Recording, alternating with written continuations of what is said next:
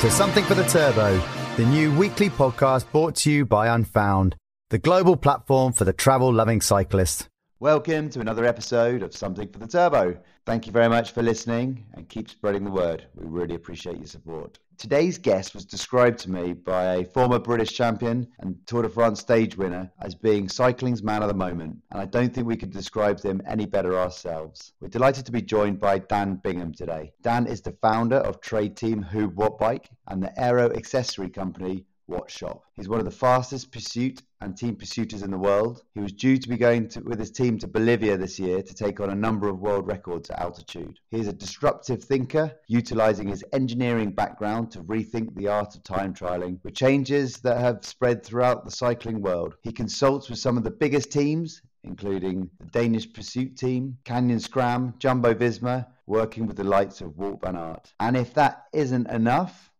we've also got YouTube sensation, engineer and self-confessed aero geek Alex Thomas joining us. He is the founder and host of the YouTube channel Peak Talk, so check that out. We discuss absolutely loads today, some of it controversial, a lot of it very entertaining, and I think you'll really enjoy it. So without further ado, let me bring you Dan and Alex. Dan, Alex, thanks for joining us. Dan, how are you getting on? You well? Yeah, doing real good. Just out in Copenhagen at the moment, actually. Spend the month out in Denmark with work and riding and racing. So, yeah, doing really good. Yeah, I saw actually. You've done a bit of racing. You're back racing again. How did that go? Reasonably well. It was, well, the literal translation was mountain championship, which does not lend itself to my strength. But it's good fun. I was 7th overall and I was only about 8 seconds off the podium or something like that. So yeah, good start, having not raced in, I think, about 10 months actually on the road. I think it was Harrogate at the World Champs last time, which is mad to think back that I've not pulled the TT bike out and had a go on it since then, or had a race on it since then. In the wet, I remember. Yeah, I was there watching. And good to pin the number back on again. Yeah, exactly that. Just going through the motions and yeah, just seeing what the legs say. Get pretty much every cyclist has done a whole host of training since lockdown. So it's just good to really check the form and empty the tank, as it were. Excellent. Well, look, we've got loads to catch up on today. And I've also got Alex who's joined us. Alex runs the YouTube channel Peak Talk. He's a fellow engineer, so we can sort of delve into some of the aero stuff further down. But why don't we kick things off by you giving us a little bit of an overview in terms of Huub Wattbike, and before we get to what's going on at the moment, just the journey, and we'll obviously post in the show notes to the film that you made, The Pursuit, which I absolutely love, by the way. Superb film, beautifully shot by James Paul. James Paul, that was it. Yeah, I did jot his name down. Fantastic watch. So I recommend anyone who's listening to this who hasn't seen that, take an hour out and watch it. It's a brilliant film. I try to watch it every week. Do you? No, I think Johnny legitimately does use it as like a pre-race motivation thing in the days before. I do watch it, I say, fairly often, maybe every couple of months or so. Yeah, it comes up in conversation, why not? Or it's a good one for turbos when you really need a bit of motivation. It's nice to go back and know when you've succeeded and all the hard work that went into it, just to kind of motivate you through those sessions are a bit tough. Yeah, good. Yeah. So given that when you arrived at uni, rugby was your first sport, it's become kind of your living with the Lions equivalent. Yeah, I never fell in love with rugby properly. I enjoyed it because that's what my mates were doing back at sixth form. But yeah, through university, it kind of all transitioned towards cycling. Well, first triathlon, the guy Jack Lawler Anderson, who was an engineer as well, actually. So you might know him, Alex. I don't know if I think he was a year above, so you might have come across him back at Brooks. But the name does ring a bell. He lent me a TT bike. I went to the British Uni Super Sprint Tri-Champs, and that kicked off my endurance racing career, and I won that. And one thing led to another, and before you know it, you sacked in the running and the swimming and just gone down the cycling route, which went pretty well off the bat. And I was only 2 seasons in when I decided to have a go at the track, as it were. And I think as an engineer, and you've probably seen it as well, that track just lends itself to maths and physics and just being a nerd. Yeah. Controlling all the variables. Yeah, you just can't get away from the numbers in it. And I think it just was right up my street from the get-go. You can just be so controlled, and it's nice to be able to apply what you learn at university to your interest in your sport. So yeah, I had a go. Literally dragged a few mates in. At the time I was riding for Planet X Northside. This was late 2016. Yeah. So Charlie Tanfield was riding for the same team, and we said let's have a go at the individual pursuit at Nationals the following January. So we're sort of halfway to a team pursuit team, and I managed to convince Johnny Whale on the premise that he would only do a long turn eject, and then I had a go actually. Then tipper sort of said, right, come on, mate, don't worry, you do a long turn, eject, you won't have to finish. He said no straight off the bat, which is not ideal. You kind of do need 4 riders. And I hounded him for about 2 weeks straight. And I think he was over in China at the time, racing tour of Kwanzai Lake or something like that. And yeah, he changed his mind in the end, and then got to the first training session and realised I'd sold Johnny on the exact same premise, and that he was probably the one that had to get round. But 4 weeks later, we rocked up at Nationals.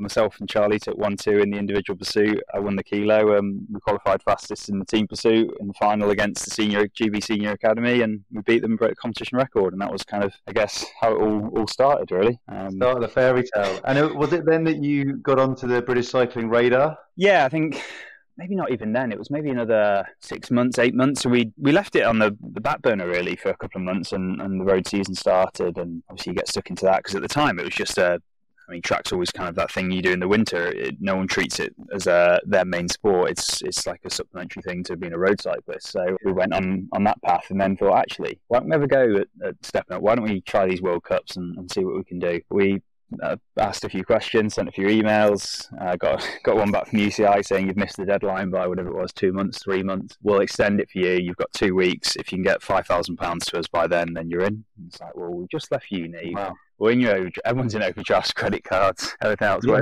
Where do you find that kind of money from? So we were super lucky in finding some good support, mostly from around Derby, with the Karen Green Foundation were the main ones straight off the bat. And then Bowman Kirkland stepped in and helped a huge amount throughout the season to really keep us going. So we managed off what was, I think in grand total, we had about £16,000 with Karen Green Foundation, Bowman Kirkland, and a little bit of crowdfunding. And we did, I think it was 4 internationals and 3 domestic races off that for the whole team, including all of our equipment and travel. So yeah, we really crammed it in. And yeah, basically off the back of our first few World Cups, GB started showing an interest that, well, who are these guys we've never really seen before suddenly challenging for medals at World Cups. So yeah, that led to down the route of myself and Charlie trialling with them through to World Champs in 2018, which was probably a low point actually in my track cycling career, I'd say, for a number of reasons. And then on into the Commonwealth Games, which really cemented my opinion that I didn't want to be in that system. That, I mean, people obviously have different experiences within British cycling and how they can perform or not perform and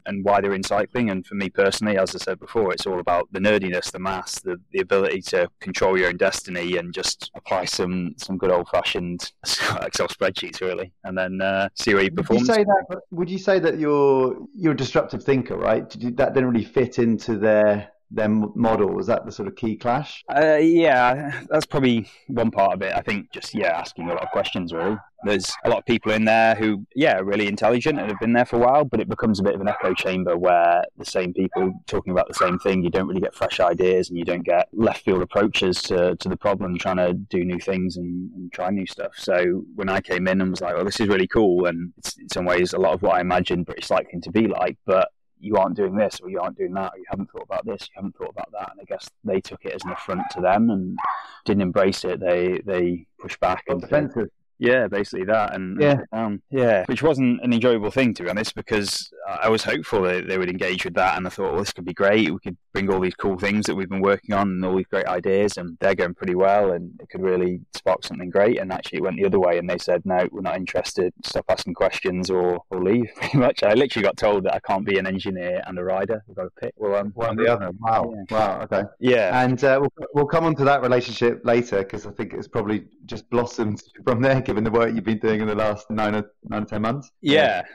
So, I mean, off the back of all that, I went back and decided I wanted to push on with my own stuff within what was then Team KGF, and found a lot more support and sponsorship, and Huub came on board as title sponsor alongside Wattbike, and that just opened so many doors with so many people. And we had Boardman came on board, so we had like Boardman Centre. So we had basically full access to their wind tunnel, their physiology, their biomechanical labs with Wattbike and Rich Baker there. He connected the dots with so many people that just meant suddenly we had a lot of bright ideas really coming in, and people offering help and assistance and equipment, and then obviously financial support that is the lifeblood of getting you to races. As much as we're not about the money, you still need something to pay to get your hotels, your Airbnbs, your flights, all that kind of stuff. It's not cheap when you're trying to fly basically 5 or 6 cyclists and staff around the world. So it went from strength to strength, and we had a pretty awesome season as Huub Wattbike 2018-19, and went on to this year was our second year as Huub Wattbike with a bit of change in a way. We'd had Ashton in last year. He was on and off coming back because he was still trying to qualify for the Olympics. We had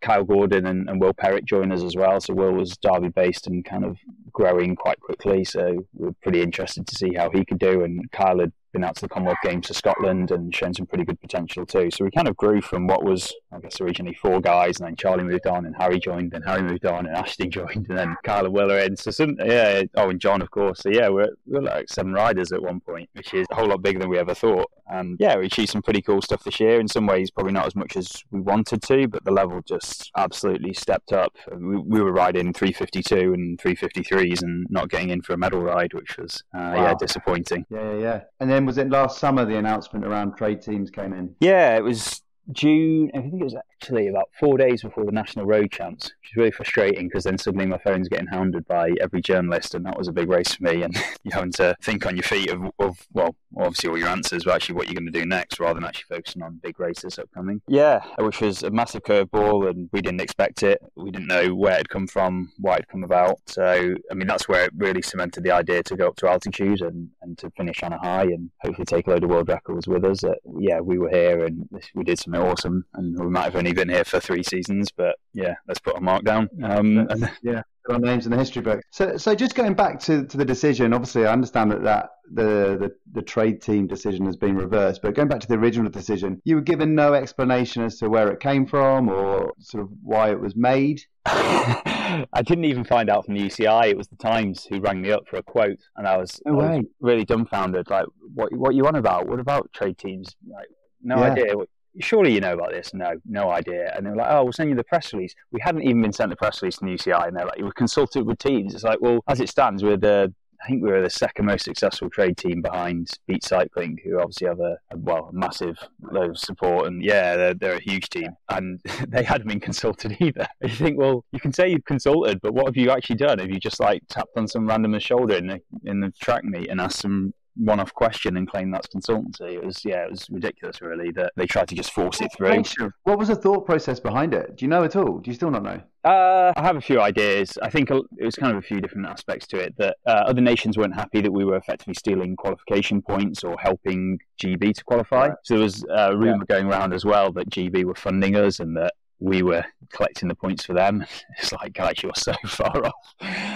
Further from the truth. Yeah, you couldn't be any further from the truth. So there was that. I think, we upset a few other nations just by straight up beating them with a significantly smaller budget. And then all the Olympic qualification cycle, that they wanted a clean qualification period, really, where they weren't having to separate out results from trade teams and non-trade teams and all that kind of stuff. So it was a weird time, and the moving of the calendar to align their world champs with the road world champs.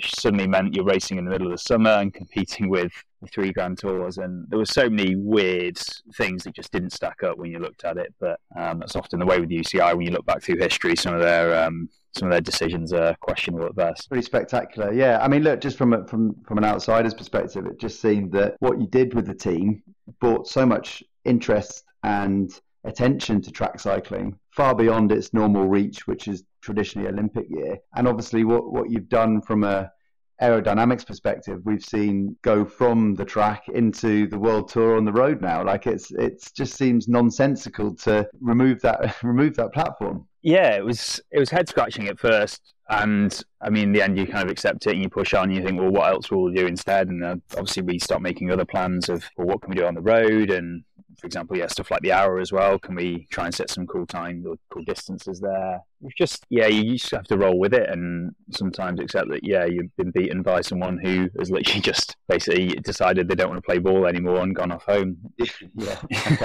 Obviously, you took stock, you took the disappointment, and then looked at the Bolivia trip, which was due for May. Is that right, originally? Yeah, so it was late April, early May. I mean, the date was a bit fluid, just around all loads of different things. Originally, they'd had an election. It was the end of last year, and it'd been deemed fraudulent, so they have having another election, and they had Labour Day as well on the 1st of May. So we were heavily warned, be out of the country by the 1st of May or you're going to have a hard time getting out. So it was all like, okay, moving calendars around and whatever else, and just trying to deal with the UCI again, where you're suddenly not just a track team, you're actually organising an event. You need commissaires, you need officials, you need anti-doping, you need timing, all the other stuff that goes with putting an event on, let alone in a country I've never been to, a language I don't speak. It was a bit of a nightmare to say the least, but we finally got everything, all our ducks in a row, and it was ready to roll. And we were at the top of Mount Tidy in Tenerife, actually, on our 3rd altitude camp, and all was going well. Our numbers were pretty awesome. We were pretty confident, really, of going there and coming back with at least one world record anyway.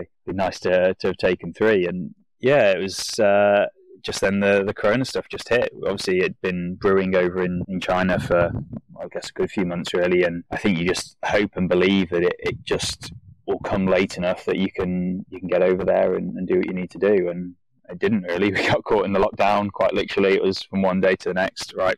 Tenerife, Spain, all getting knocked down. We got stuck at the top of the mountain, and it took us another 6 days to get out, really, till we could get on a flight.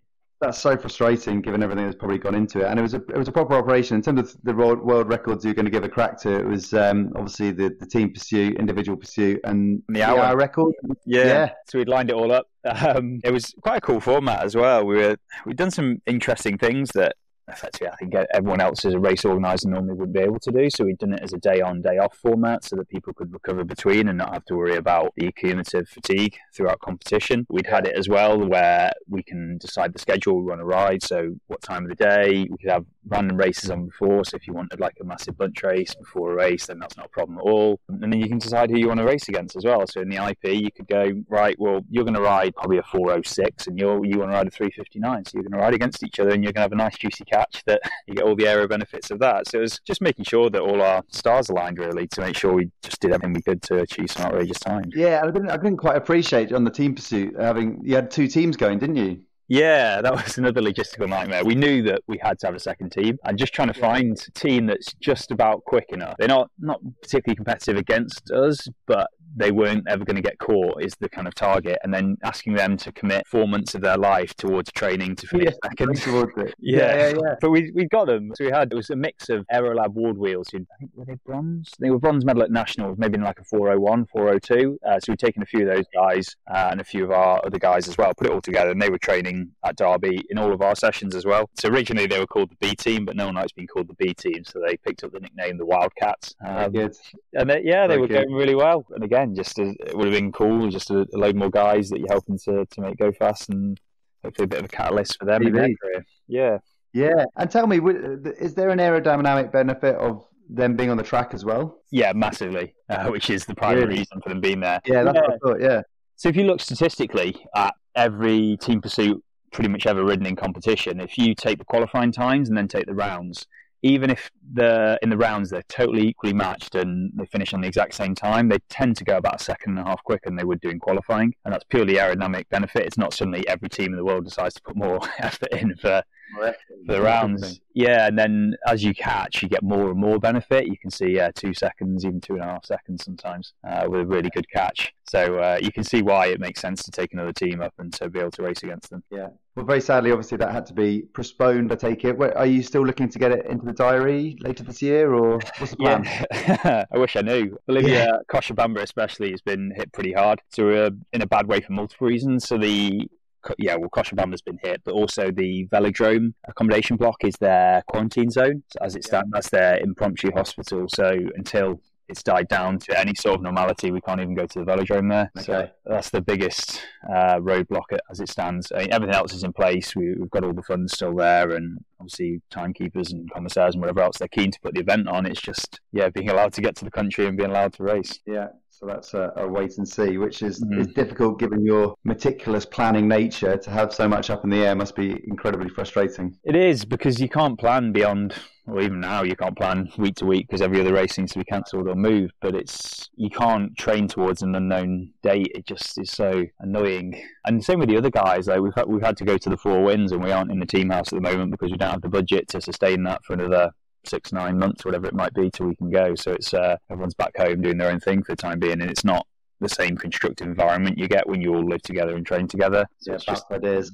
Yeah, exactly that. So we're just hoping that, the stars align and we can get up there at some point. It might not be exactly what we'd originally hoped, but we'll give it a go. Cool. And just quickly before we move on to other bits and pieces, were you documenting this trip as well? Was James pulled in? Were you doing another film in terms of the journey to Bolivia? Yeah, we were. It was with a different videographer. So there's a guy called Ollie Hutton who follows it. When did he start following us? Maybe late 2018 or 2019. So James has gone on to a load of other things. I think his wife is pregnant now. If so, congrats, James. So he's off doing loads of other cool stuff, and I think it was a bit of a springboard for him, which is really cool. I think that's another thing we've always been about, that people who help us, it's nice to be able to help them on to bigger and better things and get them up the ladder. Ollie is Derby based, and he's always been involved in Huub and pretty keen cyclist himself too. So he said, I'm mad keen for this, and he's gone out of his way to find all the funding to follow us and do it off his own back, so it didn't come out of the team budget, which was really cool of him. And he got a whole lot of footage, and so we're sitting there, I guess, waiting for the end to tie it all together. We'll get there. I'm sure you'll get there for sure. But you'll have to give us all everyone's details so we can put them in the show notes so people can find their work and stuff as well. Yeah, I will, definitely. Cool. And obviously, as well as Huub Wattbike, you've got Wattshop as well, which is a business you set up a few years ago. Tell us a little bit about that and where you are with the consulting side at the moment as well.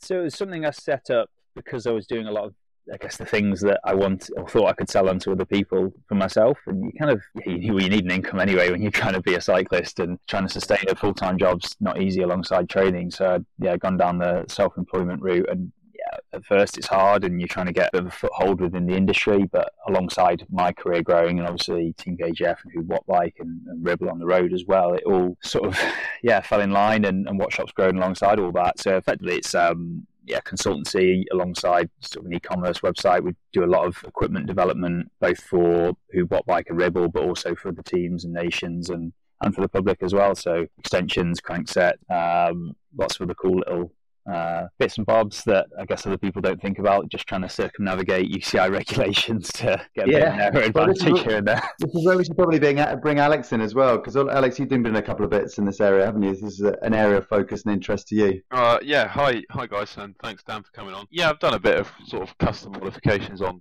cockpits and TT bikes. I would probably say I'm the Dan Bigham of our little amateur TT squad out here in Hong Kong. So I do the spreadsheets, and I do a bit of CNC stuff for the other guys on their bikes, trying to make them a bit more aero. But now I've got to a stage where I'm making the other guys faster than me, so I've kind of taken a step back from that, letting in all the secrets. Yeah, nothing on your level of Wattshop.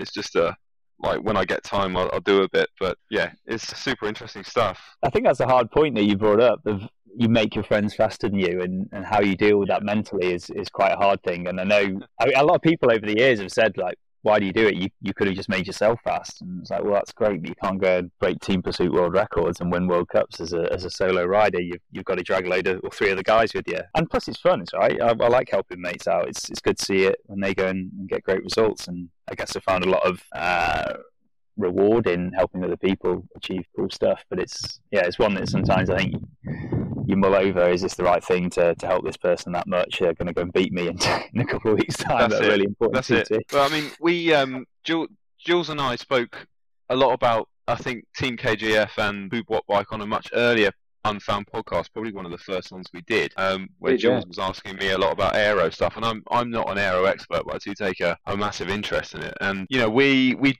sort of ride like amateur races, and some of us can end up doing like the nationals out here in Hong Kong and stuff like that. So we do end up taking it quite seriously. And I would say that when you guys became, big on the track with Team KGF in the first instance, you literally put down a marker for amateur TT riders, time trial enthusiasts, and other national squads on how to position yourself on a TT bike or on a track bike. And I'm sure you won't mind me saying this from engineer to engineer, but what you guys did in terms of starting with a clean slate on the track as a trade team was, I mean, I hope you take this in the best way, but there's nothing particularly groundbreaking, and I'll quote you on this. There was a lot of low-hanging fruit to be found on on national teams, right? Because you had a systematic approach, and you didn't have like a historical leash or a tradition leash, and you went through things with a really fine tooth comb, and you found a lot of results very quickly. And now, like, the national squads can't just bomb around the track anymore. And I think if you look at the pro racing on the road, you do still get these real top end pros who are more traditionalist, and they will ride the TT bike, but they just still don't embrace it. And then you've got the guys who really relish being on the TT bike, and they understand the watts and CDA balance and can do really well. And my question to you is going back to the road bike side of it. And I know you're a track and TT specialist or pursuit specialist. When I get off my TT bike and I almost, put it like this, I almost don't want to ride my road bike anymore. And do you ever get that same feeling if you've done a long stint on the track, you've done a lot of training on the track or your TT bike, you get back on the road bike for the first time and you're just like, what the hell is this flawed machine? Because for me, it doesn't support the UCI regulations, and there's a lot of rules. Like, for instance, in the I think it's British cycling, isn't it? You're not allowed to put your forearms on the tops of the bars. Yeah.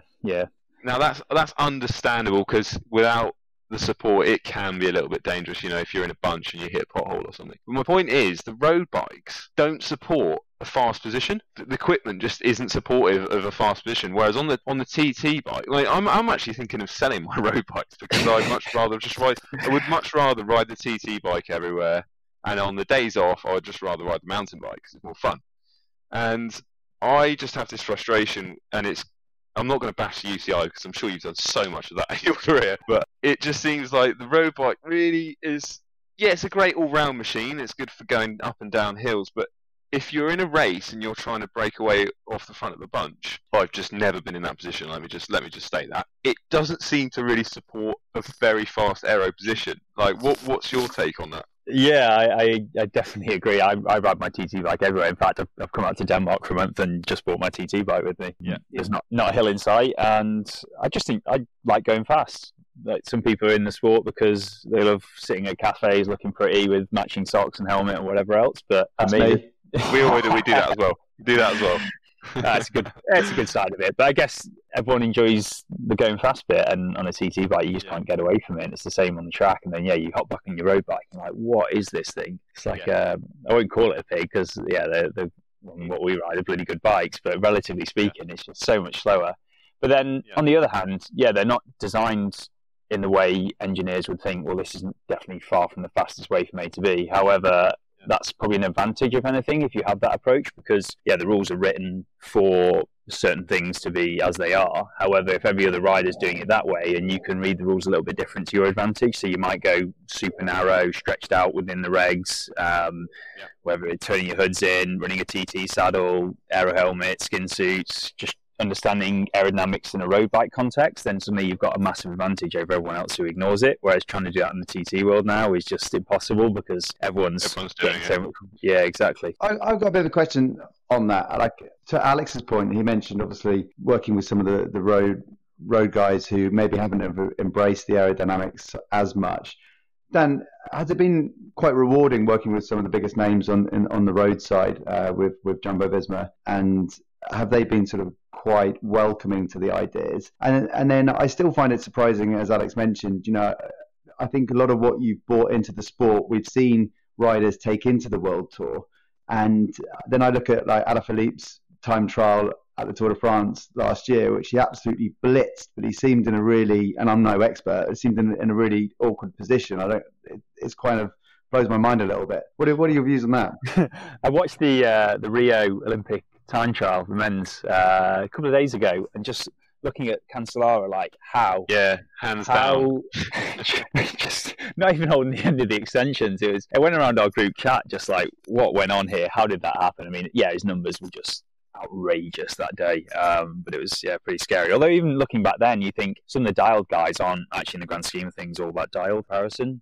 There's some things that Froome and Geraint I definitely would have done on them that I reckon could have moved them up, and probably in Froome's case at least got him a silver medal. But I think some teams are definitely more progressive than others. So I was really, really lucky. Originally, it was Canyon Schramm actually who got me involved first. It was early 2018. They had a big campaign. They wanted to smash the individual time trial and then take the world team time trial title, because they'd won it many years prior, but they'd gone something like first, second, fourth, seventh or something. They're like, we want to reignite it and go out on a high as the best team time trial team in the world. So they brought me on for that, and that was such a rewarding process, because they basically said, look, you've got free reign, positions, we're limited by, I say limited, actually, in their case, actually is a big strength. We've got all these partners and sponsors. We can only use their kit, obviously, but actually in their scenario, they're actually really good. They've got fast suits, fast wheels, fast tyres, fast bikes. It was when you judge world tour teams, they're probably the best set up by some margin. And they said just crack on, whatever it is, whether it's team training camps, whether it's completely different approach to change strategies, to positions, whatever it might be, go for it. And that was really, really cool. And then off the back of that, they put me in contact with Jumbo, because Ronnie Lauker, who runs Canyon SRAM, has a lot of friends over in Jumbo Visma.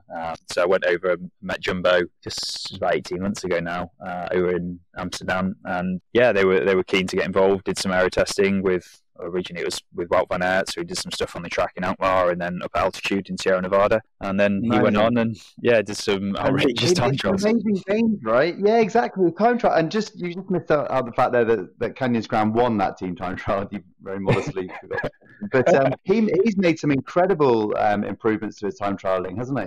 Yeah, it was not drastic changes, actually. A little bit in the stack and a bit in reach, but just making him aware of it, I think, is one of the major things, because there's so many guys who come into it and they just see a TT bike as a road bike with some different handlebars on, and it's not. Yeah. There's such a different way of riding it, and even like within Ribble World Type, there's a few guys who are great road racers, and this year Ribble said, actually, we need to be good time trialists as well if we want to do well in things like Tour Britain. So it's a big project we've got on to make sure everyone can time trial to basically a national top level. And some of the guys just hop on and ride it like a road bike, just with their arms together. You're like, no, we need to have a talk here. Yeah, but I mean, going back to Jumbo, they're keen to try new things. They're keen to do things a little bit different, and they pushed a lot of their partners really hard. And I mean, there've been a few email chains where they're like, no, we need this, and this is why we need it, and they trust the numbers. I think there's a lot to be said for that, because so much of World Tour cycling anyway is old school dogma of, oh, we've always done this way. And like, Harry's told me some horrific stories of what equipment he got given in Katusha with, like, for example, they'd thoroughly clean brand new chains for time trials and not lubricate them, because that's what they've always done. And Harry literally had to sneak a bottle of lubricant around the corner before his time trials. No way. Yeah, it's so bizarre that this dogma, these sort of, I don't know, traditions and stuff seem to hold. It's so frustrating for the sport, right? It just stops progression and development, and it's so weird that even with all the science now, it's still happening. Yeah, but then those who embrace it and those who really believe in it, they get the benefits, right? And that's how it should be. Yeah, that's true. Here's a question to you both. The high hands position that obviously you were pioneered in the sport in some regard and brought in, is that a comfort position, or is that an aerodynamic benefit, or a comfort, or a bit of both? Or because it's finding the balance between all of those things, isn't it? It's multiple things, really, in a way. I think personally it's more comfortable anyway in the flat hand position, but I guess each to their own. It depends a lot on your flexibility. On the whole, it is mostly aerodynamic driven, in that by a higher hand position, kind of a few things can happen. Your head tends to be lower because your shoulders are more relaxed, you're more supported, so you can shrug down. I mean, lower head positions are pretty much critical to TT performance, track and road. But the other thing is as well, if you do a bit of trigonometry, by raising your hands, your elbows can go further forward, and you're basically a bit more stretched out within the UCI, 80 centimetre or 85 if you're tall enough.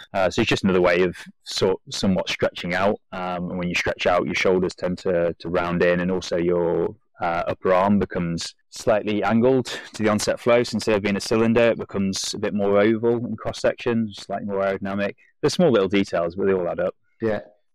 For me, Jules, it's about to get seriously anorak, so you might want to cover your ears, Jules. But like Dan said, for me, it's more of an enabling position for the head rather than anything like fundamentally aero about how the air flows over the hands and the forearms. Yeah, it's more of a comfort thing. But I recently had a bit of a debate about this with quite another famous online cycling independent YouTuber about the high hands position, and he took a picture of my position and basically said, well, he picked holes in it, basically saying that the high hands position was all conjecture. It wasn't actually faster because of some kind of flaky aero principles he was banding around. And then when I thought about it more, he didn't go into it too much, but when I thought about it more and I did some of my own sort of thinking on it, can kind of see a few situations where the high hands position could be considerably slower. And I wanted to pick Dan's brain on this, and that's for really short riders, particularly maybe female riders, where because the bicycle and the frontal area, we all ride bikes with 622 or the same diameter wheels basically. Yeah. 700cc wheels, and taller riders can't scale up the wheel linearly with their body or their frontal area. And there's a potential, I think, for really short riders. If you look at the pros, I'm thinking someone like Jonathan Castroviejo, who literally has his extensions just above the front wheel, and they are really benefiting from the front wheel aerodynamics, whereas a taller rider like myself or anyone basically over 6 foot, because of the biomechanical side and trying to keep the hip open and stuff, we physically can't get that load to the front wheel and benefit off the positive pressure that comes off the front wheel. And I would say on the bike, obviously Dan knows what I'm talking about, but Jules, you might not be so familiar. On the bike, we have these things called stagnation points, where the free stream air is hitting first points of our frontal area. So for most riders, it tends to be the middle of the front wheel, the hands, and then somewhere on the centre of the helmet. Now, if you're a really short rider and you can get your arms as low as possible to the front wheel, you might be able to get your hands and some of your upper body inside that front wheel positive pressure or stagnation zone. And I've seen since Dan and his teammates have done so well on the track and in TTs and stuff, that pretty much everyone has adopted the kind of semi-high hands or high hands position. Even shorter riders, without much understanding, they just do it like most things in cycling because the pros do it or it looks fast. But I'm going to ask Dan, do you think it's a good position for absolutely everyone, or should this idea of being lower to the front wheel, if you can do it biomechanically, should be explored? And I know, like, it's funny because in my notes I had Cancellara in my notes because he famously had quite a low hands position, although he's a massive powerhouse. Then you've got guys like Tony Martin, who's always had quite a low hands position. He's quite a short guy, actually. And even Cadell Evans, back in the day, he wasn't a slouch on a TT bike, but if you look at his position, it's horrendous, like, for modern standards. And do you think that this front wheel aerodynamics thing is something to be further explored? Because I've got a theory it can be. For myself, I mean, it's not feasible because like you, I tend to favour a much higher stack, hardly any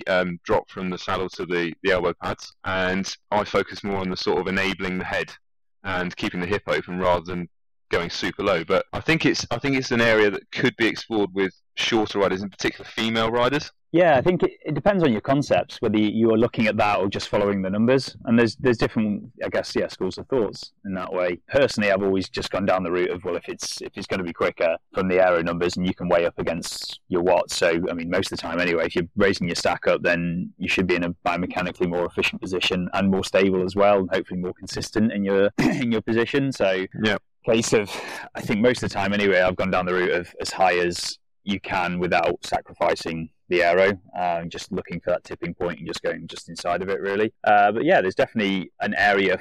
Well, I think quite a few people actually do test very well with a low hand position. The more I think about it, is probably quite often those with low stack height. So there's probably some mileage in looking into that in a bit more detail.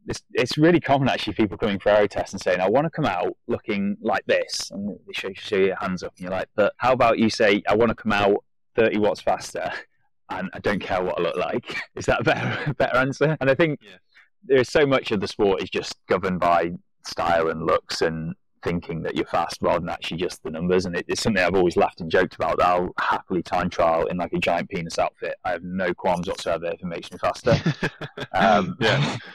And it's exactly the same with position. I don't care if I look stupid in whatever I do. I mean, how does a position look stupid? Because it just, whatever people in the sport claim is cool or not cool, but just go with whatever's quickest, because I guess standing on top of the podium is a whole lot cooler than finishing fourth. Sure. Very true. And in terms of how you look, I think there's a global shortage in POC helmets, aren't there? Yeah, Dan, we've just had a whip round. We're opening the mould again, so you're in trouble. I believe they are actually opening the mould again. So that's my crowdfunding that done that. I don't know why they didn't do it sooner, because they must have been absolutely inundated and hounded across social media for a while. Jules, one of our good friends, Jules and I, is probably the most fantastic amateur, complete mental obsessive cyclist out there. He's a Thai guy, and he's just won like the Masters Thai IP, and he told me last week he got on Instagram and DM'd Katie Archibald and offered her €600 for a helmet. Her POC, yeah. Wow. True story, that. I wouldn't be It is a true surprised. I story. mean, I think Johnny think she sold a said few no. of his at 700 plus. There was one on eBay for £1,000 a couple of weeks ago. It's ridiculous. Was there? Yeah. Blimey. I bought them all up at about 120 quid, I think. Yeah, years you've back. got them hidden away in a warehouse in Derby, haven't you? You are, I'm quite low on stock now, actually. Over the years, we've sold Really? them, one here, one there, when you're like, oh, we need to get to that race. We need a bit more funding. Right, cash in some Right. pots. Get £1,000 for them. Yeah, why not? Mad.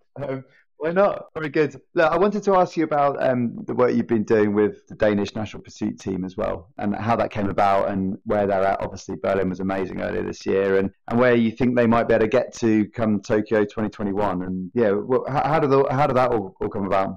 Well, I guess it was off the back of, well, definitely was off the back of all the UCI changes back in June 2019 when they said you can't race at World Cup level anymore. I was like, well, I still want to be involved at the highest level. I want to help people. I want to do cool stuff. And the Danes had always just been the nicest nation, full stop, at every single World Cup. I mean, we've been through so much randomness of regulation changes like the morning of the race and Harry forgetting seat posts and all that kind of stuff. And just every step of the way, the Danes have been keen to help out, keen to hold you for starts or lend you a hacksaw when you've got to cut 10 mil off your extensions because UCI have changed what they want to do. But also just super interested in what we're doing. Like, quite often catch them peeping under the covers of the bikes after we've gone back to the hotel, just stuff like that. They've always been a good laugh, and yeah, we always poke fun at them across social media and stuff, but a good group. And yeah, after the regulation change, I dropped them a message, said, look, I can't race at the highest level now by the looks of it, so I'm keen to do something else in the sport. Do you have any roles available? It'd be good to help you guys do something outrageous. And yeah, a couple of weeks later, I was over in Denmark, had a meeting, and we put it all in place basically that as soon as we as Huub Wattbike stopped racing against Denmark, I started. So it was Glasgow World Cup in November. They beat us in the rounds, dropped another 3:48 casually, as you do. And yeah, that was the start of my contract, really. Got stuck in, really. They went to Worlds and did something pretty outrageous. 3:44, right? Yeah, so Yeah. 46.5 in quali, 46.2 in rounds, 44.6 I think it was in the final. Yeah, it's just like a really good team, really progressive, much like Canyon, much like Jumbo, but I guess in some ways a bit more, or definitely a lot smaller, in that there's myself, Casper van Volsack, who used to be a rider. He was bronze in the team suit at Rio, actually, and he has a few little health issues that meant he can't race anymore, so he's getting fully involved in the R&D side. He's another nerd. And then Martin Toff Madsen, who you guys might know from the time trial scene and our record scene, he's like 20 metres off cracking 54k at sea level, which is pretty mad, and he's top 10 the world individual time trial as well. So yeah, he's a good guy, and his background is, I think it was chemistry PhD and some mad stuff. I can't remember exactly, but yeah, he's another really good nerd. So between the three of us, and we've got another guy who's sort of part involved through Team Denmark, which is like their equivalent of the English Institute of Sport, and a really good mechanic as well in Mads. So just we have full autonomy to do what we want within the budget to make the guys go fast. And It girls. must be so gratifying to see them come back with times like that. And there's been such a change with regards to not only body position, but also the gears have got a lot bigger, haven't they? Are you still finding low-hanging fruit, or is the fruit getting harder and harder to identify? It's definitely harder to find the gains that we were finding a few years ago. And like the maths originally when we started was barely beyond, like, probably not even GCSE, like borderline maybe AS level maths. And you'll know, Alex, it's not complex. It's literally, we can do it different ways, but on the whole you can do it.